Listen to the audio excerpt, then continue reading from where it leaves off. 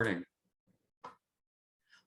Alrighty, folks. Hello again for the folks watching this recording. My name is Zach Williams, and thank you so much for joining today's presentation on the health harms from gas stoves. So before we jump into some content, I do have a question for the group here. Again, unmute yourself, throw your response in the chat. What's the first thing that comes to your mind when you think of gas stoves? Anything and everything.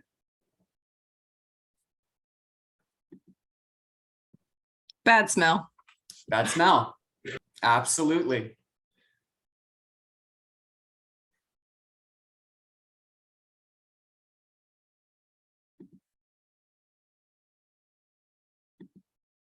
I tend to think of the phrase cooking with gas, you know, that positive colloquialism we have here in the United States. You know, your car won't turn over and then it does, and now you're cooking with gas.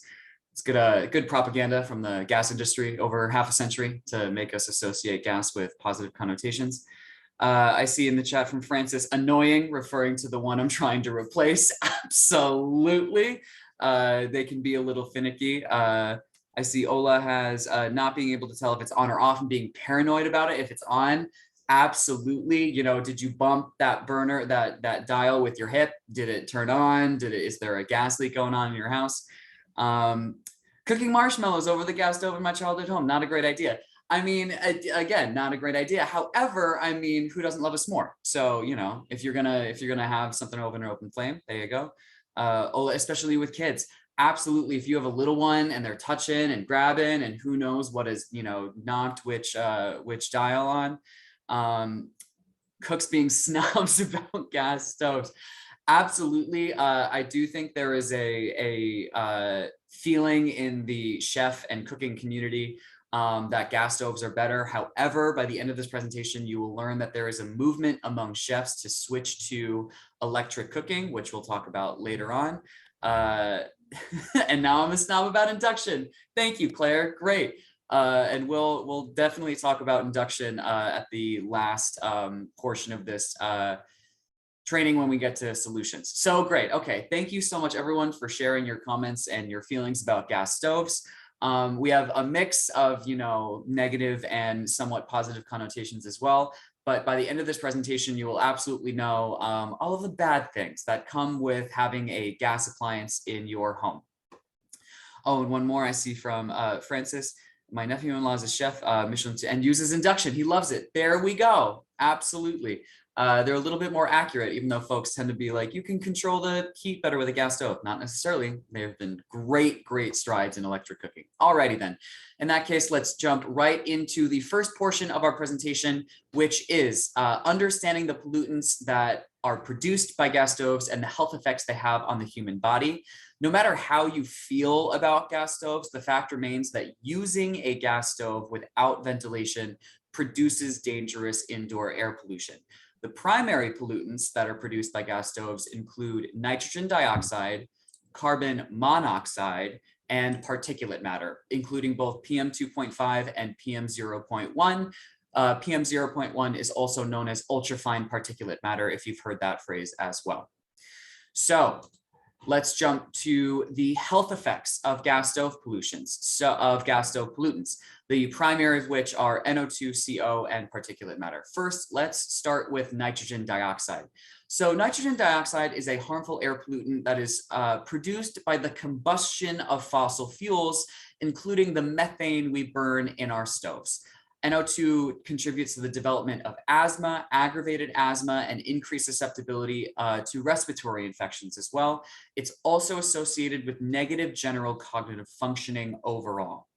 Next, let's look at carbon monoxide. It's another dangerous gas and perhaps more well-known than nitrogen dioxide.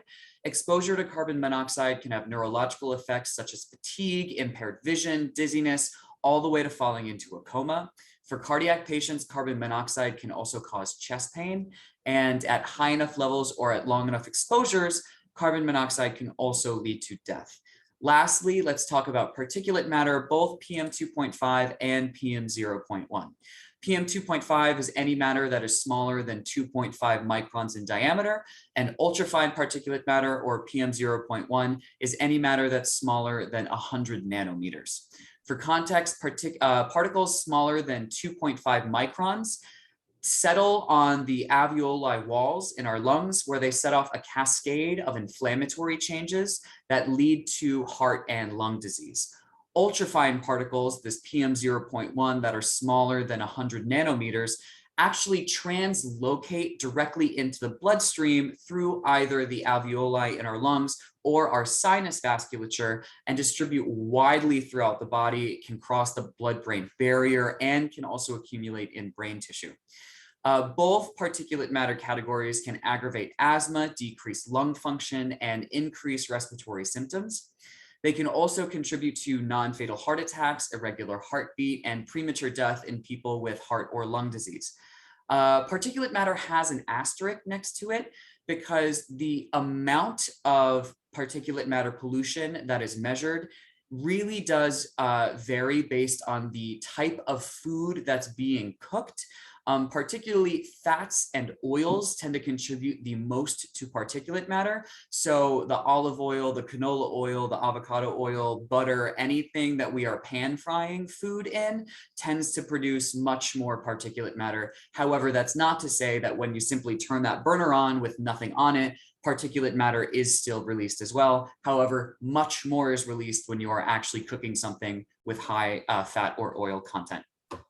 So these are all the awful things that these primary pollutants do to the human body, but how much are we actually being exposed to it? How much of this is being released by our gas stoves, and how much are our bodies being affected by it?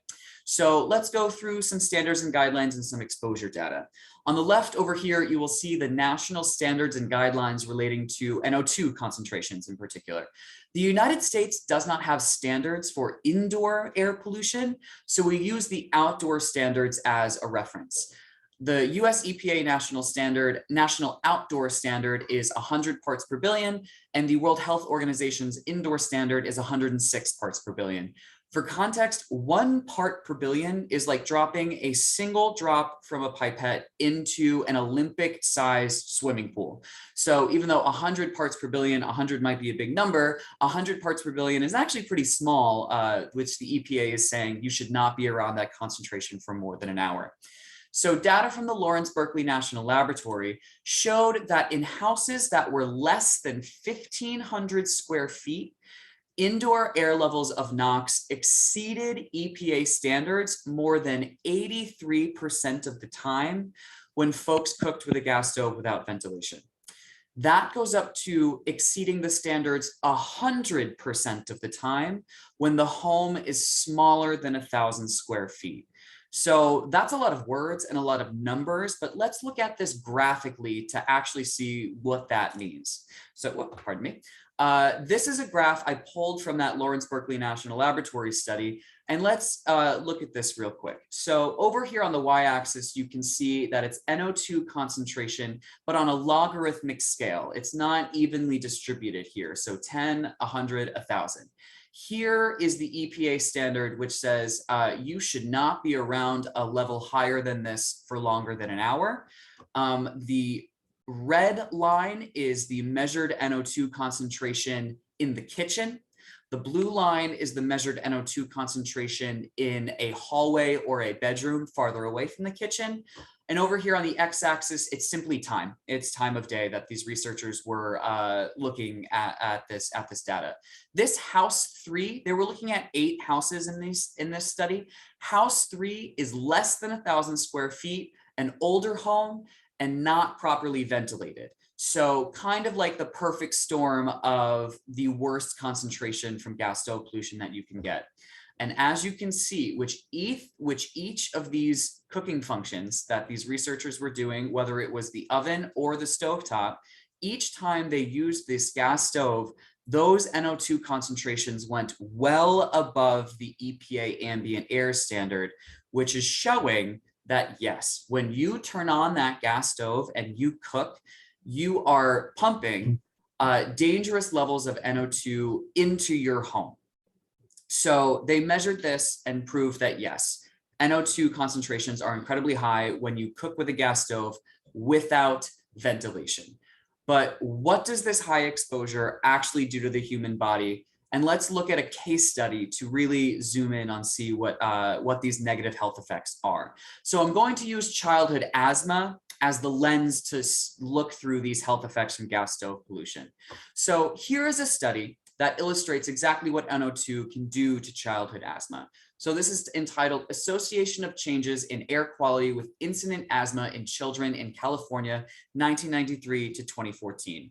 This was a multi-level longitudinal cohort study over 21 years, some of the best research methods we have to look at effects over time. And it wasn't a couple years, it was 2 decades, which is great. And let's now start to analyze these graphs. So each of these different colors that you see is a different community in Southern California, primarily around the Los Angeles area. And over here on the left, let's look at nitrogen dioxide. So on the y-axis, we have asthma incidence rate, the amount of cases that we're seeing of childhood asthma. And then on the x-axis, we see nitrogen dioxide concentration, but it's inversed, it's flipped. We have high NO2 concentration over here, low NO2 concentration over here. And as you can see, as Los Angeles and Southern California got its act together and really started to clean up the smog and the ozone and the air pollution that was sitting over the city for so long, you can see as the nitrogen dioxide levels decreased, so did the levels of incident asthma in children the city saw as well. So this is showing that when you decrease the amount of NO2, you also decrease the amount of asthma that you see in children. And the focus on children here is particularly important because they are moving into our next section. This meeting is being recorded. Thank you. And there we go. Thank you so much. Moving into the next section of this training, which is all about vulnerable populations. So the focus on children here is important because children happen to be some of the most vulnerable populations to gas stove pollution. It's for a myriad of different reasons. First, children have an increased breathing rate. So they are being exposed to more air pollution because they are breathing more. Children also have higher lung surface to body weight ratios and smaller bodies. So an NO2 concentration that could be safe for an adult is actually harmful to a child. And lastly, children also have immature respiratory and immune systems that are still undergoing development and don't necessarily have the ability to deal with stressors in the same way that adults can. So children tend to be affected by gas stove pollution much more than adults do. Moving right along to another vulnerable population to gas stove pollution, I want to talk about health disparities and environmental justice real quick. Not every child is equally exposed to gas stove pollutants, and thus the distribution of childhood asthma is skewed. I'm again going to use childhood asthma as the lens to look through this. And the data that I'm about to show you is coming from the National Center for Environmental Health and the Journal for Urban Health. I'm not going to go through every single percentage point and every single prevalence data point, but you can see from the numbers on these slides that there are distinct differences in who is dealing with childhood asthma and who is not. So first, let's look at housing type. 21.8% of children living in public housing have asthma compared to 7.38% of children living in private residences. When we look at race or ethnicity, the prevalence of asthma in Puerto Rican children is almost twice that of white children, and the prevalence of asthma in Black children is more than twice that of white children. And lastly, when we're looking at income level and socioeconomic status, 11.8% of children living below the poverty line deal with asthma, compared to just 5.9% of children living at 450% of the poverty line or higher. So, living in a non-private dwelling, being Black, and living below the federal poverty level are all risk factors for childhood asthma, which is one of the most prominent health effects of gas stove use and gas stove pollution. But why is this? And to fully understand why this is happening, we need to look back at our history. So to fully understand why being a person of color and of low socioeconomic status puts you at higher risk for respiratory illness in the United States, let's take a look at the geographic and urban development of the United States in the mid-20th century. First and foremost, federal housing and transportation policies essentially codified racism into the economic and geographic development of the United States in the latter half and the mid 20th century. First, the Federal Housing Act of 1949, as an example, not the only one, authorized the demolition of Black neighborhoods. And next, as an example, the Federal Aid Highway Act of 1956 authorized the demolition of urban neighborhoods that were labeled as urban slums and replaced them with the nascent interstate highway system. Now, any urban slums were often low socioeconomic status, poor neighborhoods, or Black and brown neighborhoods. This not only severed communities, most often Black neighborhoods, but also constructed long-term polluting transportation infrastructure next to, near, or through communities of color. As a lifelong New Yorker, what comes to my mind is the South Bronx, where the intersection of the Bruckner, the Major Deacon, and the Cross Bronx Expressway cut through many majority Black neighborhoods in the South Bronx, which now deals with some of the worst childhood asthma rates in the country and definitely in New York City in general. Secondly, although it's outlawed today, many majority Black neighborhoods are still reeling from the effects of redlining. Redlining is a homeowners loan corporation categorization strategy where some neighborhoods were labeled as high risk, whose residents should not be giving access to mortgages. These neighborhoods were outlined in red on their maps, hence the term redlining. However, redlining now refers to lending discrimination that bases credit decisions on the location of a property to the exclusion of characteristics of either the borrower or that property. So where the property is, who previously owned it, what the community is like, or characteristics of the borrower seeking a loan. Redlining prevented investments in infrastructure, green space, public transportation, business development, and all other aspects of city planning that make for a successful and prosperous neighborhood. Because banks refused to give loans to Black Americans decades ago, their descendants now deal with increased levels of air pollution and poor housing stock, and a lack of political will to competently and systemically address these issues. And when I say lack of political will, I do not mean on the part of the citizenry and the citizens in that neighborhood. I do mean lack of political will in the places in power and the people that have the power to turn the levers and simply don't. Now, this is not simply just a race and ethnicity issue, it's also a class issue. So I want to talk also about socioeconomic disparities as well. So environmental justice is not just about addressing racism, it's also about addressing classism in the United States as well. It's a health equity issue, and low-income households are at high risk of being exposed to higher levels of gas stove pollution for a myriad of reasons. Let's go through them now. First and foremost, smaller unit sizes. Low-income folks tend to live in smaller square footage apartments or homes. And it's important to remember that a couple slides ago, homes that are less than 1,000 square feet exceed the outdoor ambient standards for NOx 100% of the time when you use a gas stove without ventilation. Along with smaller unit sizes, there are also usually more people per home than higher income households in low income households. So not only are more folks using the kitchen and more folks using that appliance, but there are also more folks breathing in that air pollution and being exposed and having some health effects. Next, low income families also tend to live in older homes or have less control over the maintenance of their appliances. Older homes may have gas stoves that haven't been properly adjusted in years, or may even still have a pilot light, and are more likely to have inadequate ventilation over the stove. I want to focus on that pilot light bit a little bit because I know most gas stoves nowadays use a sparker mechanism and there isn't just, a pilot light constantly burning. But appliances that do have a pilot light means that there is methane constantly burning in your home at all given points of the day. It's great when you want ramen noodles at 2 a.m. and you could turn on your gas stove. However, it does mean that these air pollutants are being pushed into your home at all points of the day, whether that burner is on or off or not. Next, low-income households are more likely to use stoves and ovens for heat. Homes with inadequate ventilation, poor landlord management, and poor insulation make families in these situations turn to the most readily available source for heat for relief, which is typically their kitchen oven, which is heating the home and does provide relief from the cold while also pumping the home full of these air pollutants that we've been talking about today.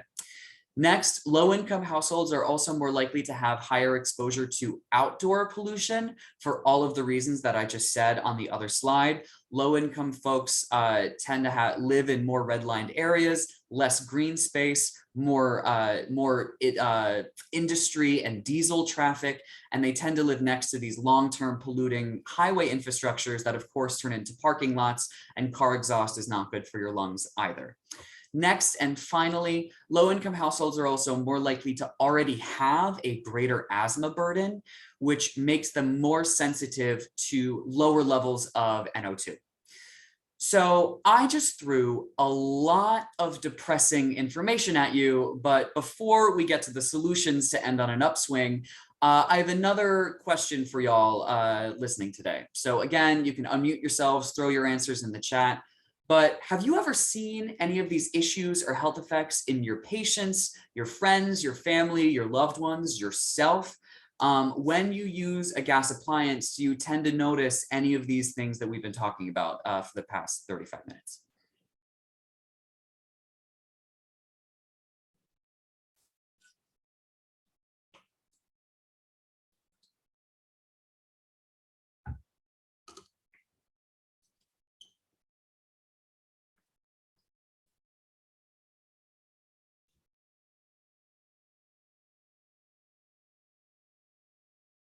Big Mac stove in our common house, and it has a pilot light. It's you can smell it. Gross. I mean, absolutely. That is the methane that's constantly burning and probably leaking also into the home.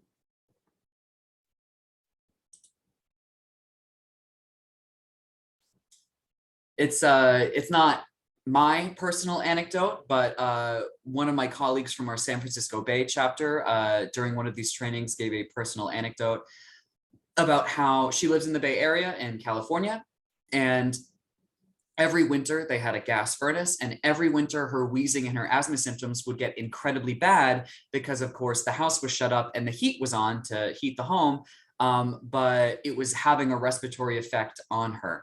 As soon as her family transitioned to an electric furnace to heat their home through electricity instead of natural gas, her winter wheezing and asthma symptoms subsided almost completely. So she saw that the transition away from a gas appliance did help her respiratory symptoms as well. I see from Francis, as a child, we had an electric range and a gas furnace. As an adult, everywhere I've lived had a gas range. It's hard to make comparisons with that. Absolutely. It is hard. There's also, I'm also not gonna try to pretend that every single respiratory symptom patients experience is from a gas stove. There are so many confounders here when it comes to air pollution, because it seems that everything here in our modern society produces some form of air pollution. But definitely that kitchen gas appliance is one of them that produces air pollution and causes some respiratory effects. Here from Ola, I've noticed patients from lower income households in Chicago tend to suffer from higher asthma rates, and their kiddos tend to more severe asthma symptoms with more exacerbations than patients from higher incomes. Social determinants of health are so complex, absolutely. And this is just one part of those social determinants of health, absolutely. Because although there may have a gas stove, there's also the air pollution from car traffic and highways, from air conditioning units, from the building itself, from construction, from anything and anything under the sun, you know, in society can have some health effects as well. Child at home had a gas stove, used to have an inhaler because of my breathing problems, but in our new house, we have an electric stove and I haven't had breathing problems at all. There you go, Hope. You know, I can't tell you for certain that it was the gas to electric stove, but I do think that probably not having those gas stove pollutants probably helped you out a little bit with the respiratory symptoms. Exactly, the same exposure to gas can worsen exacerbations. Absolutely. Well, thank you everyone for sharing. your personal anecdotes and experiences with gas stove pollution. And now let's jump right into the meat and potatoes of this presentation, which is of course solutions. Never present a problem without a solution. So before we jump in what we can actually do, some actions, I want to talk about solutions for really quick. To properly address this complex health issue, the solution should be multifaceted and systemic. First and foremost, the solution should address the target health effects that the patients are experiencing and be within correct, feasible medical practice. Ideally, the solution should also incorporate and acknowledge the living environment of the patients and should aim to improve the quality of that environment. The intersection of these three core aspects is the most perfect, ideal situation for a solution. However, we all live in reality where things are hardly, if ever, perfect. So to that end, let's now jump into some things we can do as health professionals to lower our own personal risk and our patients' risk to gas stove pollution. I know we talked about at-risk populations, but I want to go through some more when we come to risk assessment, because just like any other health issue, it's going to be risk assessment and risk management. So here's a laundry list of some more at-risk populations other than the ones we've already talked about. We've already talked about children, but also, of course, elderly folks and our older folks tend to be at higher risk for exacerbated effects from air pollution. Folks living with diabetes, folks living in low socioeconomic status, folks living with obesity, and also people with pre-existing heart and lung conditions are all at higher risk for either being more exposed to gas stove pollution or feeling the effects of gas stove pollution more. Next, let's talk about some lifestyle and behavioral risks, some actions that put us at higher risk for either being exposed to or feeling these effects more. So hobbies, and what I mean by hobbies is really, does the patient take a jog outside in an area with high levels of outdoor air pollution? Next, ventilation. Does the patient have access to ventilation when they're cooking, and do they make use of it? Do they have an exhaust hood? Is that even available to them? Do they open a window while they cook? Smoking. Of course, smokers are already going to have some degraded lung function and are going to feel the effects of this gas stove pollution more. Use of fossil fuels inside the home. Of course, having a gas appliance is what is going to expose you to gas stove pollution. So does the patient have gas appliances? Do they have electric appliances? Next, what's their time spent in heavy traffic and their in-car behaviors? Because just like we've said throughout this presentation, that heavy transportation infrastructure can also have a negative effect on respiratory function. And what are their in-car behaviors? Are the windows down? Is the AC on? Do they smoke in the car, etc.? And last, of course, do they live near an industrial or a fracking site, which is going to dramatically increase the amount of outdoor air pollution that they're exposed to? And if they open a window in their home, that outdoor pollution is absolutely going to come into their home and make them feel the effects of the gas stove pollution more. Next, let's talk about risk management. So first and foremost, in the room with a patient, at the patient level, I want to talk about addressing health conditions. And what this means is, I don't need to tell y'all how to treat asthma of a child. If they don't have a rescue inhaler, get them a rescue inhaler, get them some albuterol, whatever need be. Y'all know how to properly treat childhood asthma and any kind of other respiratory symptom. I do want to focus a little bit more on vague symptomology, though, because the health effects that I've described throughout this presentation, fatigue, wheezing, trouble breathing, pain in your joints, this kind of headaches, it's really vague symptomology that could be, like common cold, or it could be, lack of sleep. But I want to make sure that if you're ever in a room with a patient and these vague symptomologies come up, that they're not ignored, and it may be a trigger point to say, well, hey, is this some kind of air pollution, maybe even coming from inside the home, some kind of fossil fuel pollution, just to trigger that in your mind. Some of these vague symptomologies could be fatigue, headache, sinus congestion, cough, and it could be caused from low-level exposures to carbon monoxide and other volatile organic compounds that are coming from the combustion of methane. When you're not in the room with a patient, You could also do a couple things. Next, on the policy level, you can either join or urge your already joined state medical and medical specialty societies to recognize this formally and take this up as an issue that the health professionals in this specialty and in this state want to address. As an example of something that has gone from a state medical society all the way up to the AMA, one of our chapters, the Greater Boston PSR chapter, has specifically Andy Krasner, a wonderful person working at the Greater Boston chapter, helped write a resolution for the Massachusetts Medical Society that says, yes, we recognize the connection between gas appliance use, specifically gas stove use in the home, and childhood asthma.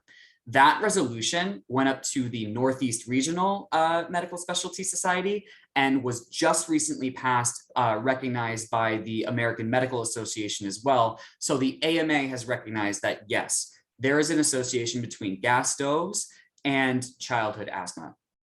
So this is something that if the AMA has already recognized it, it could be something that a state medical society in your state or your medical specialty society can also take up as an issue that they want to bring to the forefront.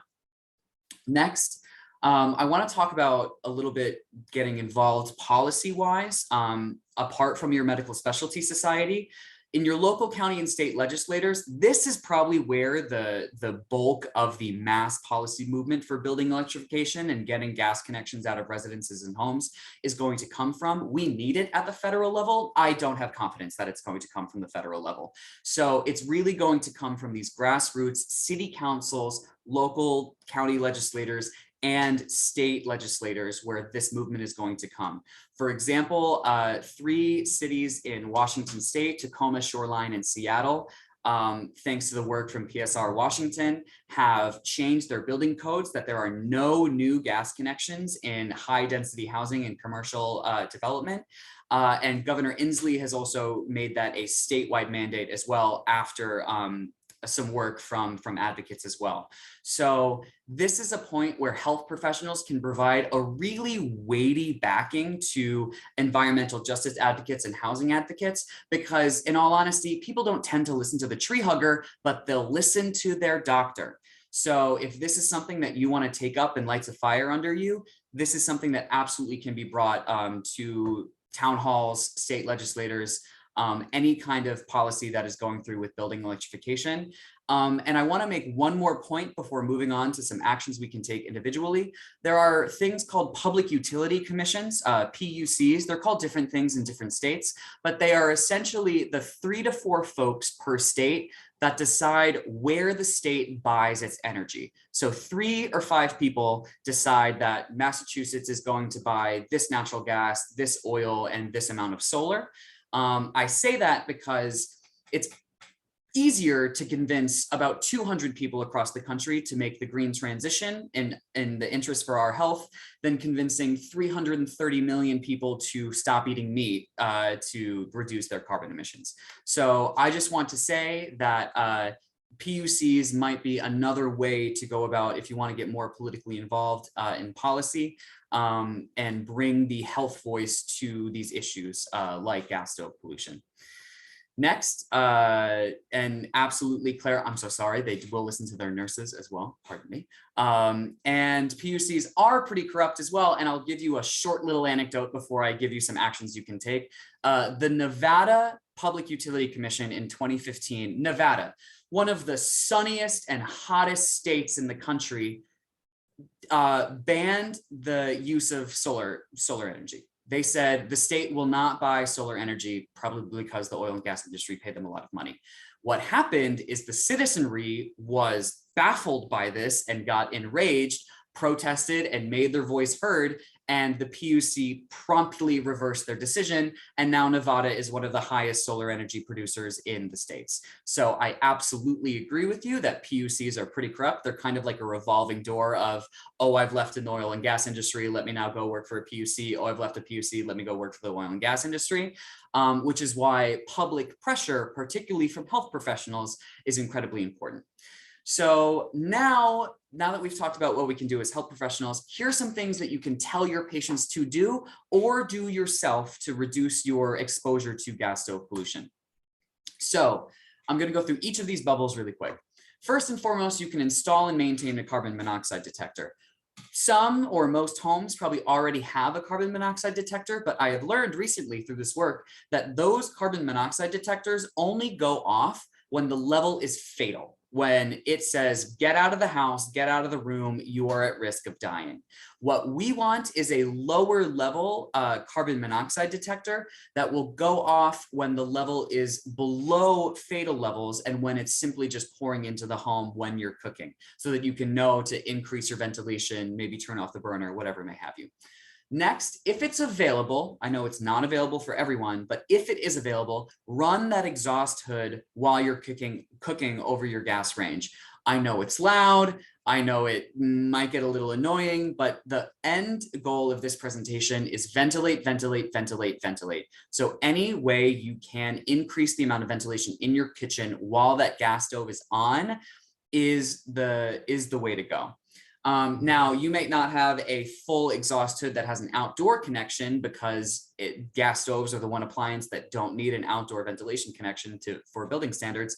You could have what I have. I have a gas stove I rent in New York City, and what my exhaust hood is the fan above in the microwave above my stove simply blows the air over my head and spills it out into the rest of the kitchen. It's not perfect, but it does get the airflow going a little bit more than simply not having it on at all. Next, it's my favorite solution because it's free 99. Open a window. Any window you have in your kitchen should be open and flowing while that gas stove is on. It's the easiest way to increase airflow and get some ventilation going in your kitchen. Now, as a native New Yorker, I'm probably a little biased because if it's wildfire season in the West, if it's 124 degrees in Arizona, if it's a blizzard of -10 in Minnesota, I can understand why you would not want to open your window. If it is possible and if it is feasible, it's one of the best ways to decrease your exposure to gas stove pollution. Next is cook on the back burners. And this wasn't really intuitive to me until I started doing this work, but it's because when you cook on the front burners, the pollution is much more likely to spill out over into the rest of the kitchen and not be caught by the exhaust hood. But if you cook on the back burners, the pollution is much more likely to be caught by the exhaust hood and either go outside or over your head and closer to a window. Now, to kind of now get less into mitigation and more into, or more away from adaptation and more into mitigation, trying to get at the root cause of this, trying to not turn on that gas appliance at all. Just increase your use of electric appliances for cooking functions, toaster ovens, kettles, air fryers, anything to try and not turn on that gas burner as much as you can. If you're really looking for that pan fry function though, you can try another plug-in, plug-out appliance like an air fryer, a single induction burner. Again, I'm not trying to sell you anything, but I've done my own research on some online retailers. A single unit induction burner is about 60 bucks. A double induction burner is about 110, 120. I know it's a pretty penny, but if you're really trying to reduce the amount that you're using that gas range, this could be an example, and use it exactly like a toaster oven, a kettle, or an air fryer. It's an appliance that you have somewhere when you want to cook, you bring it out and you plug it right in. Put a big butcher block over that gas range, increase your counter space, and then use that it's single plug in, plug out induction burner for your pan fry function. But if we're really trying to get at that root cause of the issue, it's switching out that gas stove for an electric or an induction stovetop. And I want to highlight the induction stovetop a little bit. We've already had some use in the chat a little bit about it, but I know we may have some horror stories in our minds about electric ranges, the resistance coils. They smelled bad. They took 84 years to boil water. It was not a great time to have an electric stovetop a couple decades ago. However, now there have been some wonderful improvements in electric stovetop cooking through induction. So first and foremost, it's electric, boogie, woogie, woogie. There are no indoor fossil fuel pollution at all when you use an electric appliance. However, caveat, There is no indoor fossil fuel pollution. The majority of electricity in the United States is generated by the combustion of fossil fuels. So this does generate fossil fuel pollution near and next to the power plant, but there is no fossil fuel pollution inside your home when you use an electric induction stove. Next, it lowers household accident risk for how induction stovetops work.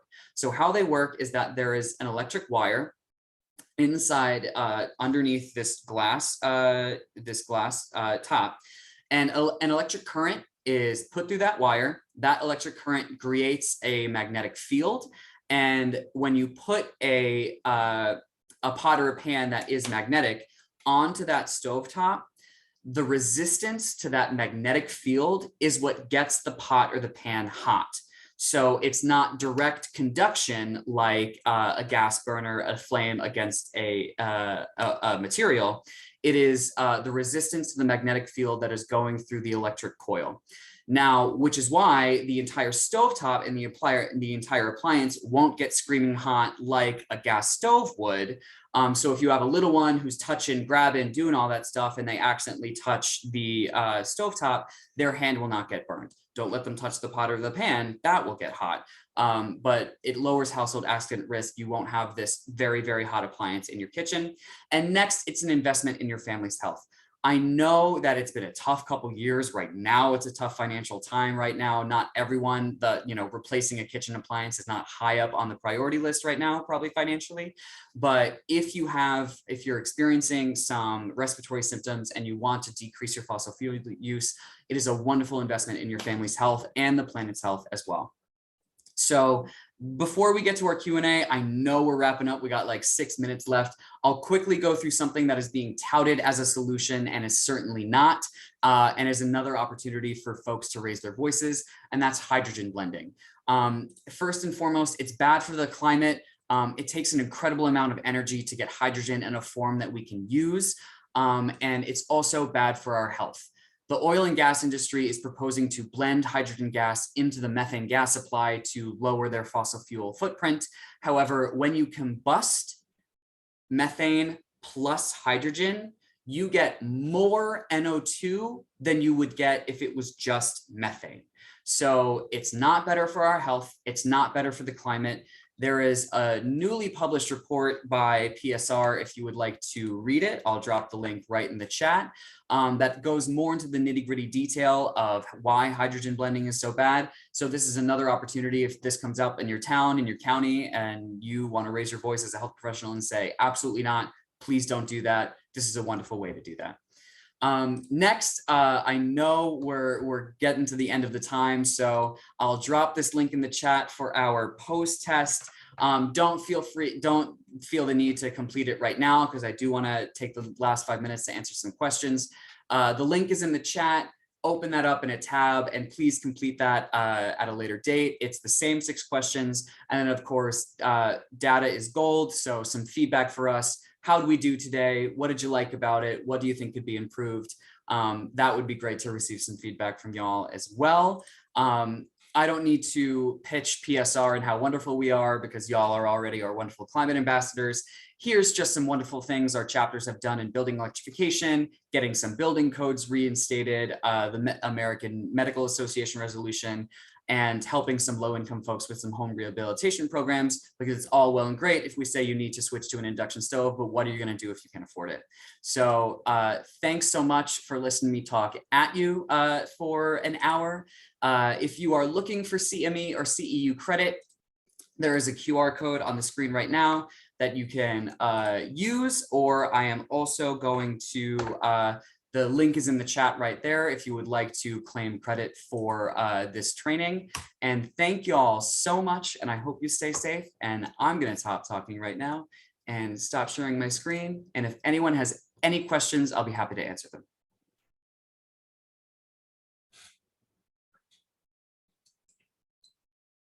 Just FYI, when I'm trying to click on that CME thing,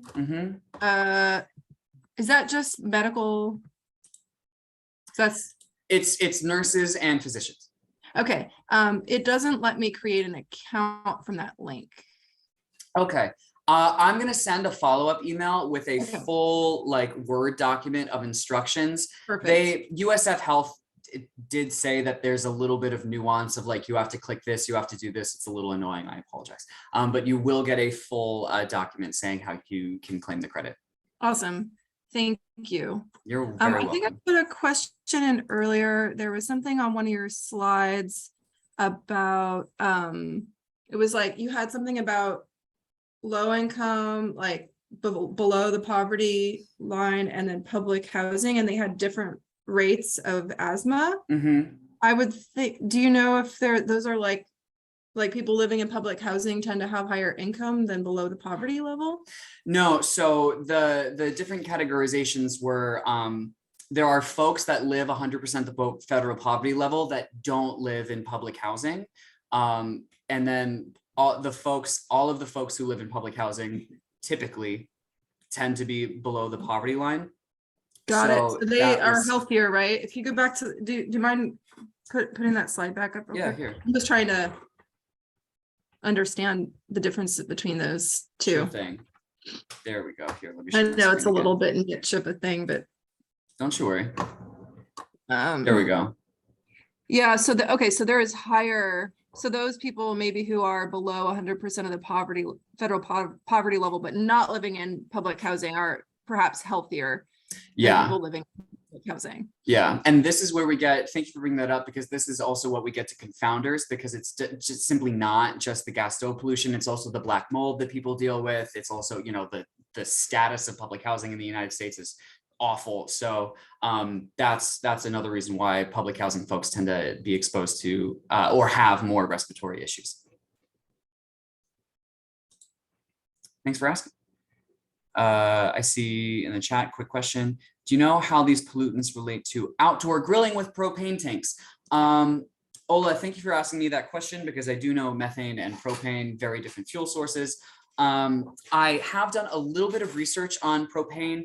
There's not a lot, to be honest, there's not a lot of data looking at the respiratory health effects of propane use. The majority of what I found is that because propane is heavier than air, it typically, I mean, it sinks and it tends to stay near the floor. So it's particularly dangerous to pets and any little one that is still crawling around on the floor. If it's outside, it's easier to dissipate. So I would say that no, this is all anecdotal and me, you know, claiming one propane study to another methane study. But I would say the pollutants are still dangerous when you do outdoor grill, but it's a propane leak from the propane tank itself is dangerous. And then what's coming out of the outdoor grill as well, it's kind of the same pollutants as when you combust methane, nitrogen dioxide, carbon monoxide, and particulate matter as well. I would say if you're doing a lot of outdoor grilling, it's probably not great if you're, you know, standing near the grill and being exposed to the fumes. But I mean, it's you know, a summer activity that I'm not going to tell you not to do because of the respiratory functions, you know, everything in moderation, you know. Do you have any good sources on gas stoves? Gas furnaces? Yes. So I'm in the follow-up email I'm going to send. There are two fact sheets that I'm going to send you. One is geared toward health professionals, which is a little bit more wordy, but also gives you the step-by-step, something you can keep in your office. And the other one is geared towards the general public, which you could keep in your waiting room if you would like, much more a layperson one. And each of those fact sheets have a list of 17 sources where all this information is coming from, in particularly gas furnaces and their health effects. And yes, absolutely, the slides will come with that follow-up email as well. In terms of gas furnaces, we do not have a fact sheet PSR, but there's a wonderful organization, RMI, that I just put their website in the chat. RMI has a wonderful building electrification team, and they do have some sources and fact sheets on heating the home, on gas heating, and what it does to the human body as well. Yes, absolutely, I can send that today. Absolutely, I'll do it right now after after we close out. All right, so I know we're 2 minutes over and I don't want to keep y'all. Any other comments, questions, concerns? Alrighty, folks. Well, thank you so much for listening to me talk at you. Thank you, Jake, for inviting me to come and talk to the climate ambassadors. Jake, do you have anything else? No, I just wanted to thank everyone for joining, and thank you, Ola, for joining from the Next Gen Climate Ambassador Program. And yeah, have a great day, everybody. Thank y'all. Thank you so much for listening. Have a Thank you, great day. Zach. This was great. Oh, thank you so much. Bye, everyone. Bye. Thank you.